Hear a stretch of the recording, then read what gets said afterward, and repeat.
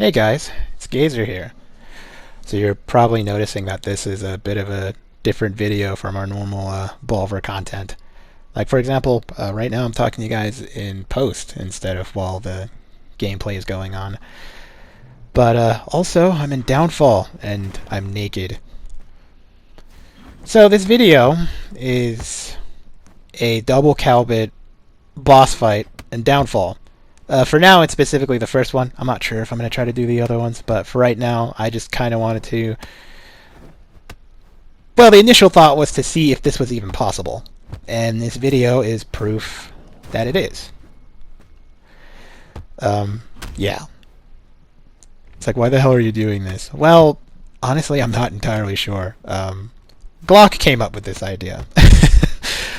He made a video showing this off. I'll put a link to the video in the description. But not only did he do that, but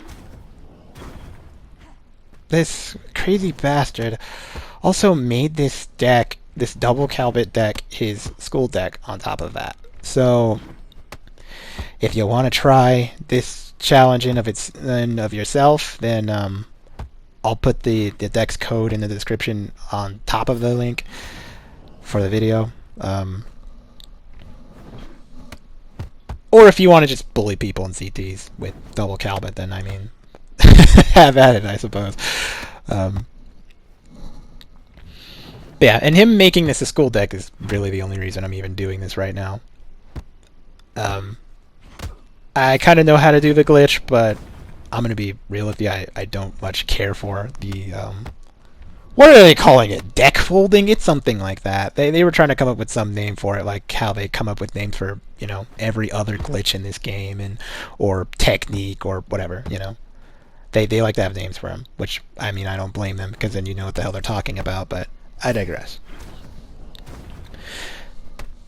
In my opinion, I honestly think that this video would probably be a little bit boring. That's kind of why I'm talking to you guys right now. I mean, literally, you're watching me slap this guy for 24 minutes.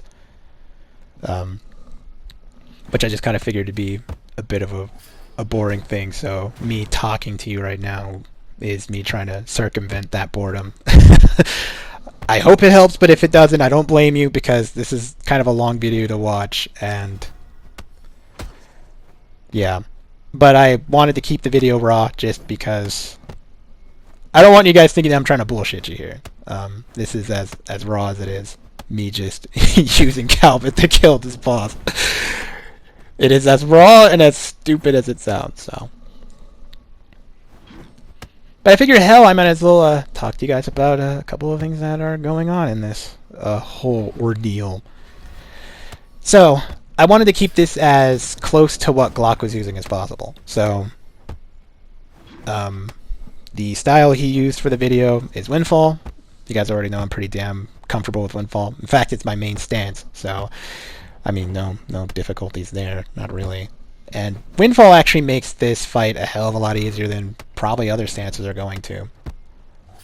One very specific reason, I mean, one of them you're seeing there, but one very specific reason is that this boss has Guts Punch in his deck. Like there. And because you side dodge it, if you specifically side dodge it to the right, you actually keep the AI in the same part of the deck that Guts Punch comes from. So you have a chance that the bot will actually keep looping Guts Punch over and over again, and it's very easy to just dodge, slap, dodge, slap, dodge, slap.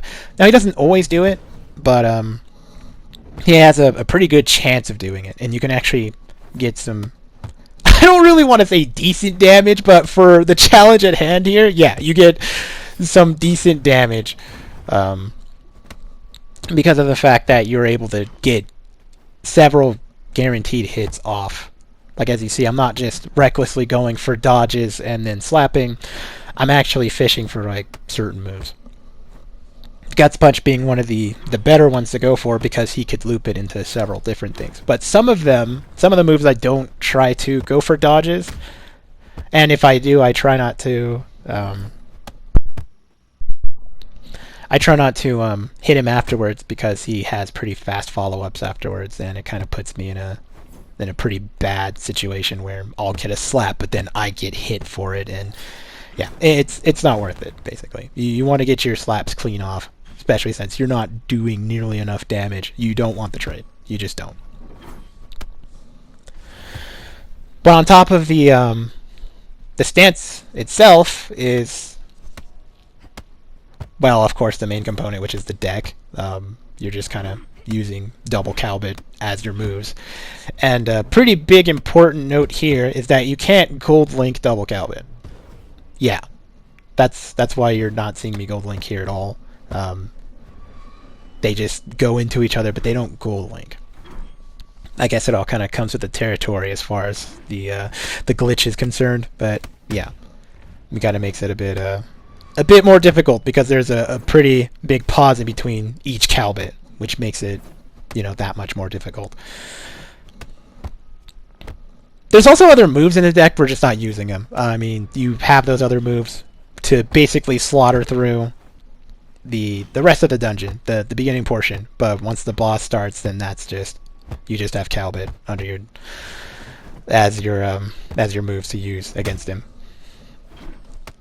And then there are the powers. So Glock used Heal and Shadow Avoid as the powers that he wanted to use against the boss, which actually is a pretty good combination, as you saw right there, what I'm using it for. But but I would say that in combination, that's the best way to use it. Because with Shadow Avoid, you only get 2 guaranteed slaps if you want to use it for damage, which is really bad. I mean, Calbot only does 50 damage, and regardless of whether you're naked or whether your stats are all in one thing or another thing, there's no scaling with Calbot. In fact, I think if you look at it, it doesn't even have scaling at all. So it is a consistent 50 damage, and that is all. So, I mean, Shadow Avoiding into double slap can be worth it because it's still more damage than you're doing for just one Calbot, but if you just want to keep it relatively safe or just keep the shards for, my kind of panic situations, you would just hold all 5 until you need the heal, Shadow Avoid, heal, get a slap off, and then after that you're good. And then heal's risky too, just because of, well, I mean, he has some pretty good range moves, but on top of that, he has a specific power that I'll go over later that he will use at any time you get away from him.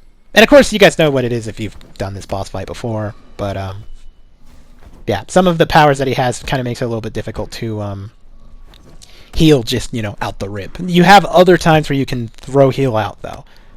Several times. But Shadow Avoid in the heal is just one of those ways that on demand you can have a heal as long as you have the 5 shards to spend. Okay, I'm going to go over the boss a little bit as well. Just a bit for you guys to better understand why this fight is a pain in the ass. I mean, let's go over the easy fact that this guy is hella tanky, has a lot of health, has fucking big-ass armor, so, I mean, obviously the damage is pretty circumvented here, but then also the obvious thing of, Calbot, it does no damage. So, yeah, it takes a really long time to put this guy down, but on top of all that, guy has level 1 resiliency. So for anyone who doesn't know what the hell resiliency is, it's basically armor. And each stack resiliency makes it so then he can take different kinds of attacks. There are 3 different types of attacks. It's basically how heavy the attacks are. There's a light, there's a medium, and then there's a heavy. Calbot is a light attack. Level 1 resiliency counters light attacks. And then, of course, it goes up from there. So level 2 would stop mediums. Mediums are usually like 12-frame attacks. Well, some 12-frame attacks and then a little bit higher. And then level 3 stops heavy attacks. So basically, you can throw whatever you want at a level 3 resiliency person, and they'll just tank it. If you need a visual example, think of Unbreakable. You know how you throw Unbreakable and they just take it, like how you're seeing him do right now. Yeah, that's basically what level 3 resiliency is, and that's what that little icon on his health bar is supposed to show. It changes color based off which ones it is. Yellow is level 1, orange is level 2, and red is level 3. But because he's constantly level 1, he'll always be level 1. Calbot doesn't have any hit stun. I'm not really sure if it has any really at all. I think it has at least like a frame probably. But because there's no hit stun, the only thing that's stopping this man from hitting you again is the stun in between, is the recovery time in between his hits, which luckily for you, most of the time he's not going to gold link. I say most of the time because I think in like one of his phases he starts to gold link just a little bit more. Luckily he doesn't always gold link, but he starts to gold link a little bit more often as the fight progresses. So you have to be really on your toes in order for for you to stay on top of the curve. But him having that slow recovery on his moves just makes it so then you actually can, throw your moves in between and then make a dodge, and then, yeah. Also, thing to mention, I mean, you can see it, but he's a cult as well. Now, for the most part, this isn't going to really play into the fight, but just keep in mind that if he absorbs, then he gets level 2 resiliency, and, yeah. I mean, it doesn't affect the fight at all. I mean, you're pretty much going to play him the same regardless of what resiliency he's at, but yeah. He doesn't really absorb until, like, the very end of the fight, and even then he's rarely doing it. But yeah.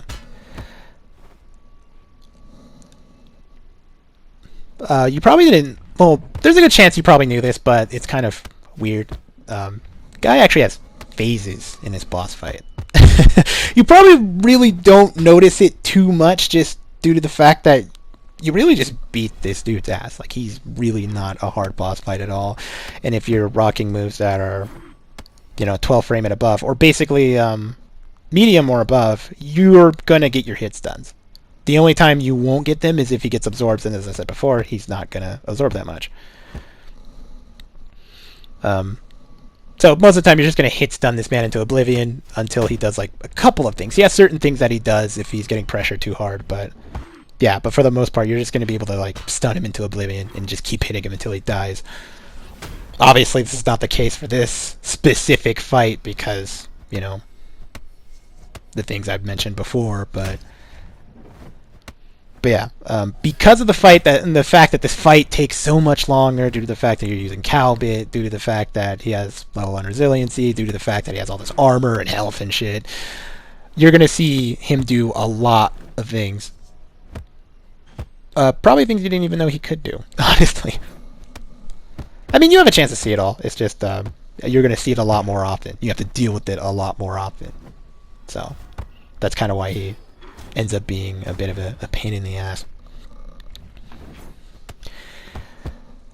But most of what his phases kind of play to is a bit of aggressiveness. He does get a little more aggressive in certain parts. He'll start using different chains, or he'll use certain attacks a little bit more often than he would starting out. And as I said before, he'll gold link sometimes, which can be a little scary. But the big differences in the fight itself, as far as the phases are concerned, are what powers he uses. Like, he has a couple of overall powers that he'd use. Like, he has a snatcher that he just uses to kind of, like, pull you in. He only uses this exclusively when you're far away from him.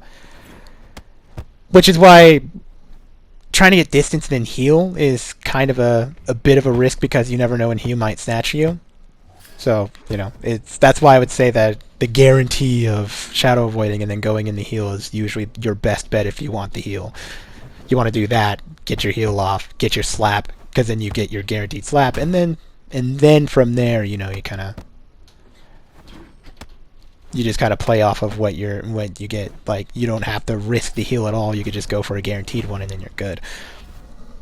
But yeah, Snatcher ends up being one of the scary reasons why you don't really want to just, run away from him and then try to get a heal off. It just won't work.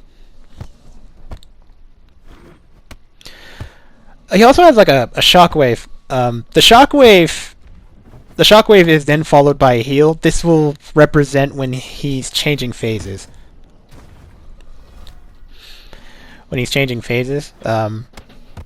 So for this part, the shockwave, I'm not even really sure if there's anything you can do about it. You could block it just so that it's not pushing you as far away as you normally would go if he shockwaves you, kind of like normal shockwave. But I don't know if it has like special properties. I know that some of his powers do. They work differently than what you would expect from, PvP, but I'm not sure about that one. But basically what ends up happening is he shockwaves, he falls to his knees, and then he starts healing. This will, for one, represent a different phase, but on top of that, it's his heal period, basically. Now, because he has level 1 resiliency, you can't really interrupt this. You can stop it if you, have a 12 frame, but because you're using Calbot, and Calbot is, not a 12 frame. Well, actually, no. It's actually heavier than a 12 frame. It actually takes more time, isn't it? It's like a 13 frame, but it's a light move. It's something stupid like that. But because it's not a medium move, not specifically a 12 frame, but because it's not a medium move, you're not going to interrupt them. You can get about like 4 slaps off. Hell, you can get a heal in if you want to, and then get a couple slaps in. It's like 4 or 5. It's something like that. But basically, this is your time to slap the ever-living shit out of this man while he's just kind of taking a knee, getting his heal back in, basically. You don't want him to get a ton of health back. Although I don't think he really gets a ton anyways, but still, you don't want him to get too much health back anyways. You really want to keep this fight moving. You really don't want to be here for that long, honestly. You're already in it for the long haul doing this, so you might as well not make it take an eternity. But then he has a specific... Then he has 2 specific attacks that he does based off of what phase he's in. Like, for example, he has this double earthquake move that he does. That one, actually. That was very convenient. So just like normal earthquake, it has armor, but it also has a wind-up. Getting around it as windfall is pretty easy. You just double jump it. But you have to obviously like pay attention to the timings. It's not as easy. It's just like, oh, you just flick up twice, and it's that easy. You have to see the animation, jump over, and then you have to wait about a second and then jump over again. What you can do afterwards is kind of dependent on how close you are. I would say that your best way of dealing with it is jumping, maybe taking like a step or 2 and then jumping the next one, just so then you can get your damage in. It's 2 or 3 slaps. If you want to stay safe, 2 guaranteed, but you might be able to get a 3rd slap, but keep in mind he might hit you, so. But as you saw there, if you're too far away, you can also just kind of get a heal off to keep yourself in the fight and not being too low. It's one of those opportunities where you can safely heal and not have to worry about, getting punished for it. And even if you use a snatcher, well, you're good enough on time, and you could just block the snatcher, let him pull you in, and then you're pretty much good to go. Oh yeah, before I keep going into this, weird glitch with this boss. He actually, at some point, for some reason, don't know why, his stamina stops. I didn't notice it at this point, but he actually stops gaining stamina at one point for, I don't know what fucking reason, but for some reason, he stopped getting stamina here for a second. And this actually affects the way he fights. He actually stops attacking completely. As you can see, I'm approaching him, I'm in his face, and he's not doing anything. He's just, kind of walking away from me, hoping that I won't do anything to him. So I actually had to chase this man and slap him. But he's also gaining shards, so there are times where he'll just, throw an attack out, and I'm thumbs up and good game.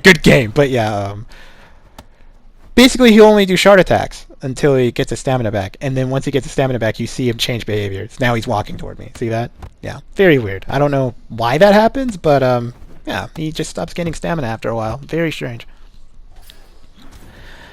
Okay, back to what the hell I was talking about. I was talking about double earthquake. Basically, you just jump the first one, wait, jump the second one. You can slap him a few times, you can get a heal off. You have enough time to block Snatcher if he throws that right after. You're pretty much... That's pretty much how you deal with that. The other specific one is the Unbreakable. that I mentioned before. So Unbreakable, I'm not really sure how it affects the fight. I think he takes less damage while it's on, but basically it doesn't affect it too much. As I said before, he has level 1 resiliency. So it's pretty much like he has Unbreakable all the time. Pretty much. But I played it safe when he put Unbreakable on. And I just pretty much never really attacked him. I just let him do his thing. And, yeah. I just let him do his thing and I was just dodging moves. To pretty much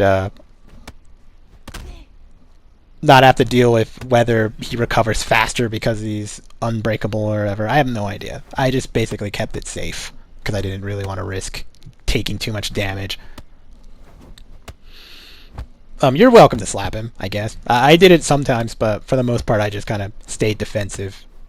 It'd be my recommendation, but also, I mean, I could just be a pansy. Other than that, he has one other move that he does, but he does not do it in this fight at all because it is a move that he exclusively uses for when he's being pressured too hard. Which, it's this weird move where he has the cult glow, but then he just like fucking randomly throws his arms all over the place. He does not use it for this fight, but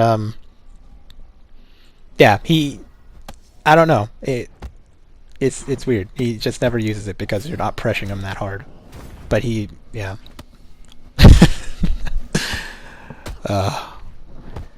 You can kind of tell that I'm a little fatigued. I've been at this for a while. I've been trying to get this perfect. This is not even perfect, but whatever. We're pretty much at the end of the video, and I think I've went over everything that I want to talk about as far as this fight is concerned.